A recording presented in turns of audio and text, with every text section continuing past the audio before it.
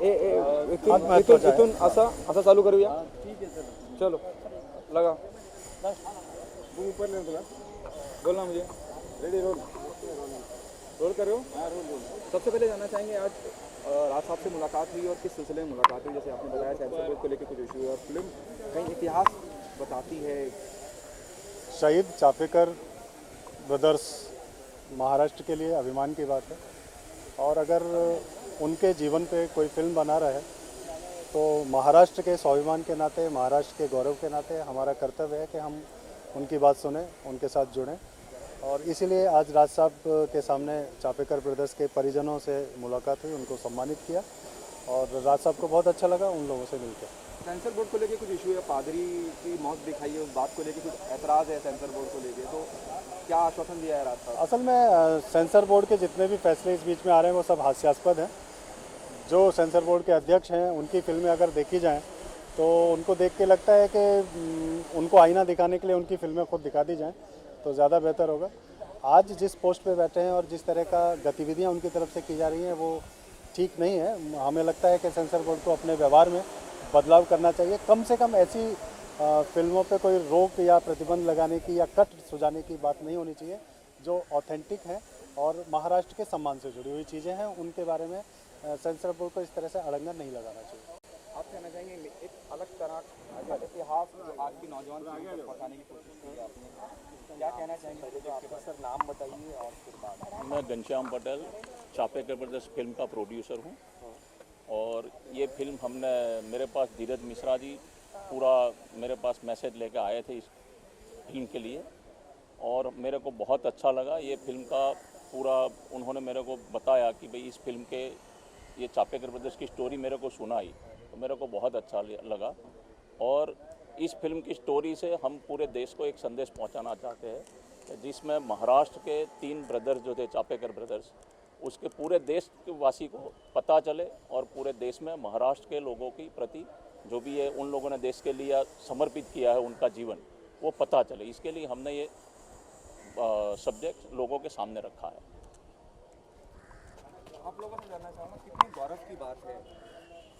बहुत गौरव की बात है. अभी अब तक जो महाराष्ट्र के प्रदेश तक सीमित था वो अभी पूरा इंडिया तक जाएगा, हिंदी में आएगा, तो ये हमको बहुत अच्छा लगा. और इनका सब जो उन लोग ने हमारे घर में आके बता दिया सब वो स्टोरी वगैरह भी अच्छा है. उसको हम शुभकामना देते हैं कि वो पिक्चर बहुत चले और ताकि लोगों को ज़्यादा से ज़्यादा उसके चापेकर लोग के परिवार के उन लोगों का त्याग क्या है वो मालूमात पड़े. ओके, आपसे भी कुछ जानकारियाँ ली गई होंगी जब एक मेकर किसी की जीवन पे पूरी फिल्म बनाता है. हाँ. यथार्थ इतिहास रहा है तो क्या आपने जानकारियाँ मदद करने में इकट्ठा करने में क्या मदद की, क्या क्या बताया आपने उनके बारे में, उनका बात करने का तरीका या उनका चलने का तरीका?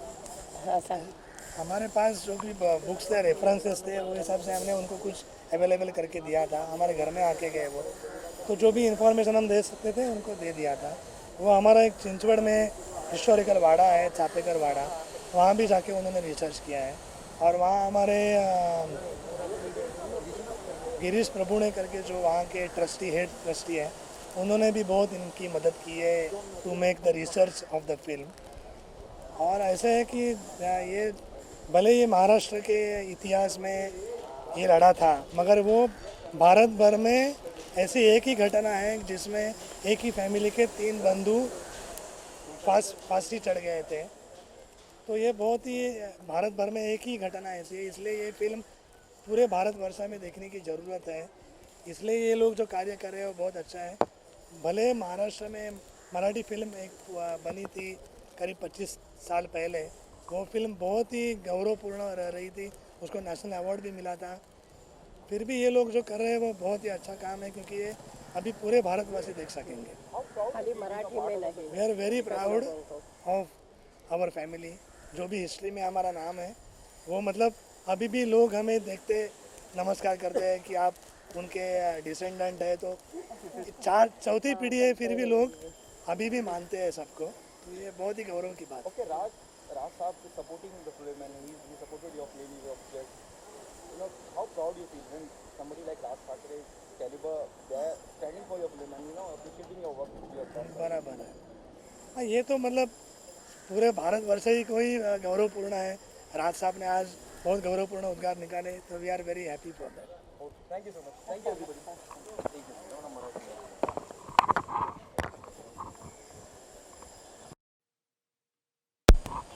बोलना मुझे, इधर आ जा।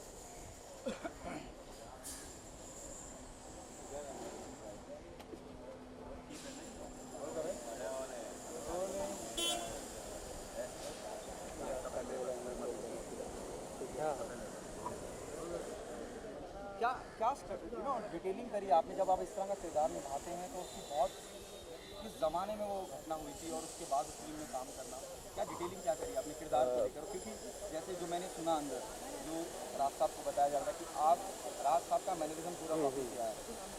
पहली बार तो धीरज सर ने मुझे जब फिल्म के लिए ऑफर किया तो ये स्क्रीन पे पढ़ने के बाद मुझे लगा कि वो उस समय की घटना है, फिर भी आज तो कहीं तो ये रिलेवेंट कर रही है। जैसे मराठी का मुद्दा जो चापेकर ब्रदर ने किया था, बाकी हिंदुत्व का था, तो कुछ तो मुझे राज सर के यहाँ रिलेवेंट लगा, इसलिए मैंने पूरा उनका स्टडी करके फिर उनका कैरिकेचर यूज़ करके और उनका कॉन्फिडेंस और उनकी पावर और सबको इकट्ठा करने की ताकत, वो मायने रख के उनका स्टडी डिटेल करके ये कैरेक्टर करने का प्रयास किया है। आपके किरदार क्या मैं जानना चाहूँगा? जी, मैं वासुदेव जापेकर इसमें प्ले कर रहा हूँ। क्या कैसा एक्सपीरियंस रहा और इस तरह के लाइफ लेजेंड थे अपने आप में, उन्होंने बहुत महान कार्य किया देश के लिए। जी, how proud you feel to be a part of this? मैं बहुत प्राउड फील करता हूँ बिकॉज इतने महान क्रांतिकारी का जो कैरेक्टर है मुझे प्ले करने के लिए मिल रहा है। और आपको सच बताऊँ तो मेरी कास्टिंग तो एकदम लास्ट टाइम पे हुई थी। जब मैं सेट पे पहुँचा तो अचानक से मेरी कास्टिंग हुई है और तो मैंने वहीं पे सेट पे ही पढ़ना चालू किया, सब कुछ चीज़ें पढ़ी और कोशिश करी कि मैं अच्छे से निभा सकूँ चीज़ों को। ओके, राज ठाकरे जैसे दिग्गज फिल्म को सपोर्ट कर रहे हैं, आपके साथ खड़े हुए हैं, ये कितना प्राउड मोमेंट है। कोई राज ठाकरे का कैलिबर की शख्सियत खड़ी हो जाए तो आपको लगता है half the battle is won? Of course मतलब half the battle has won, क्योंकि ऐसा लगता है कि एक सपोर्ट, स्ट्रॉन्ग सपोर्ट हमको मिल रहा है, जो सपोर्ट हम एक्सपेक्ट कर रहे थे। जब सेंसर बोर्ड ने प्रॉब्लम किया फिल्म में, तो सपोर्ट जिस तरह का मिला है पब्लिसिटी का, पेपर्स का, न्यूज़पेपर्स का, मीडियाज़ का, वो बहुत ही अच्छा है। और इवन आज राज साहब ने भी इतना सपोर्ट किया तो बहुत ही अच्छा है, सौभाग्य है। आर यू एक्साइटेड और नर्वस? फिल्म रिलीज़ की कगार पे है, किस तरह की फीलिंग? एक्साइटेड भी हूँ, नर्वस भी हूँ, दोनों हूँ, क्योंकि पहली बार एक मेरा सेकंड मूवी है, बॉलीवुड में फर्स्ट मूवी है, तो नर्वस हूँ क्योंकि बड़ा किरदार है, बहुत सी मैनरिज्म्स। ये टाइम हम लोग नॉर्मली अपन एक्ट करते तो नेचुरल एक्टिंग करते, पर इसमें अपन वो पीरियड दिखा रहे तो उसका वो लहजा, वो बॉडी लैंग्वेज, वो सब करना, तो नर्वस हो कि लोग एक्सेप्ट कर पाएंगे नहीं, पर पूरा भरोसा है कि मैंने अच्छा काम किया है। Emotionally, what was the most interesting part while working on this project? Interesting part और इमोशनल पार्ट ये था कि तो ये फ्रीडम फाइटर रह चुके थे इंडिया के, और उससे मुझे जुड़ने का मौका मिला, तो चीज़ें मैंने भी फील की थी जब परफॉर्म कर रहे थे। क्या ब्रीफ क्या था डायरेक्टर का है ना, जब आप फ्लोर पे जाते हैं तो डायरेक्टर का ब्रीफ रहता है कि मैं इस तरह का चाहता हूँ, या आपका ये उनका बोलना यही था कि मुझे मेघा नहीं चाहिए, या मुझे सीरियल में या आप जो दूसरी फिल्मों में एक्टिंग करती हो जो एक्सप्रेशन देते हो मुझे वो नहीं चाहिए। मुझे ये चाहिए कि दुर्गा देवी उस वक्त अगर उसका पति या उसके देवर लोगों ने ये बलिदान दिया था अपने देश के प्रति, तो उन्होंने क्या रिएक्ट किया होगा और कितनी जिम्मेदारी से अपनी फैमिली को आगे बढ़ाया था, मुझे वो चाहिए। ओके, राज साहब जैसी शख्सियत फिल्म को सपोर्ट कर रही है और सेंसर बोर्ड की हालत का मुझे बताने की जरूरत नहीं है, पहला जी को पता नहीं क्या हो रहा है। Forget about this film, there are so many people, Aamir to Salman, everyone opposing the way Mr. Pahlaj नेलानी works the sensor board machinery, उसके बारे में क्या कहना चाहेंगे? उनका सेंसर बोर्ड का रवैया जो है ना बहुत अड़ियल है। वो फिल्में जो होती है वो अक्षर सा नहीं बनाई जाती है, क्योंकि उसको पर्दे पे जीने के लिए कुछ ना कुछ उसमें परिवर्तन करना ज़रूरी होता है।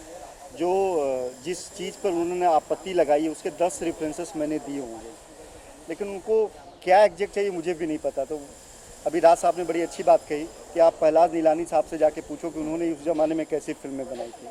और सबसे बड़ी बात कि जो एक मराठी में फिल्म आ चुकी है 22 जून 1897, उसको नेशनल अवार्ड मिला है, और सेंसर बोर्ड तब भी था 30 साल पहले। तो एक ही चीज़ के दो मानदंड कैसे हो सकते हैं कि उस समय एक चीज़ को राष्ट्रीय पुरस्कार मिला, आज वही चीज़ खटक रही है सेंसर बोर्ड को। बड़ा रियल सा रवैया है, बहुत ही दुखद है ये, खास करके इतिहास से जुड़ी वाली फिल्मों के लिए। ओके, राज साहब ने क्या आश्वासन दिया है, क्योंकि आप राज साहब से मुलाकात करते हैं और एक मुद्दे को उठाते हैं, राज साहब का एक फ़ोन जाना या एक उनका समर्थन में आना, आपको लगता है कि जंग जीती जा चुकी है? अगर वो कहीं ना कहीं अगर कोई एक कदम भी उठा ले? देखिए, हमने उनको अपनी समस्या से अवगत करा दिया है और मुझे पूरा विश्वास है कि इस दिशा में जो भी वो ज़रूरी कदम होगा वो खुद ही उठाएंगे। वो इतने समझदार इंसान है कि उनको हमें किसी चीज़ के कहने की आवश्यकता नहीं है, तो जो ज़रूरी कदम होगा खुद ज़रूर उठाएंगे। आपने ये बात भी कही कि हाँ, ये छोटी फिल्म में हम लीगली जा भी नहीं सकते, लीगली जाना भी नहीं चाहते। आपको लगता है कहीं ये बात भी राज साहब को कहीं चेंज करेगी कि हाँ, मुझे ही कुछ करना चाहिए? जो सच्चाई था वो हमने बताया, क्योंकि हम उड़ता पंजाब की तरह 10 बड़े प्रोड्यूसर हैं नहीं कि हम हाई कोर्ट सुप्रीम कोर्ट की जा सकते हैं।